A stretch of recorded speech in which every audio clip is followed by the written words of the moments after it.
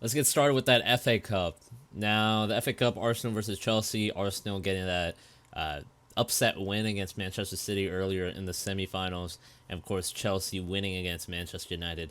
Uh, Going into the game, I really did think that Chelsea would win. Just looking at the team, like the lineup, and looking at the game, I have to say it is kind of lucky in or just some circumstances didn't go Chelsea's way. It was kind of lucky on Arsenal's part in terms of the red card decision against Kovacic, which was that wasn't a red card. That was way too harsh, and the referee that was a wrong decision from him. As well as three key players or two key players specifically being lost in the early in a good part of the game. They were gone for a very large part of the game for Chelsea. Azpilicueta and of course Christian Pulisic. Christian Pulisic scoring that goal, and I mean he's been in fine form, and he would be the player that leads Chelsea to a potential FA Cup final win, and he would be a major part in that. And unfortunately, he got a hamstring strain, I believe. His hamstring went out, and Azpilicueta earlier in the match, his hamstring went out as well. And you really can see the disruption in the defense after Azpilicueta got that hamstring injury that just really that he had to get out. And unfortunately, it doesn't look good for both players. So they will be missing the Champions League match against Bayern.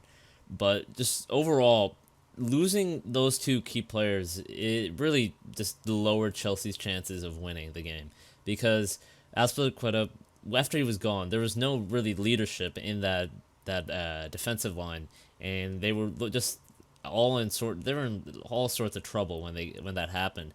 Christensen went on for Azpilicueta, but when he went on and the entire defensive line, they just didn't look really organized, and Arsenal was really battering them on that end. And they were lucky that they were able to hold out for a little while longer, and they kept that draw. But and then going into the second half, that just it didn't continue holding that draw.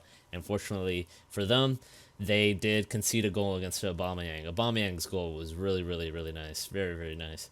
But looking at Arsenal and how they played, I think there was some like of course, both teams weren't really strong defensively. They haven't really been this entire season.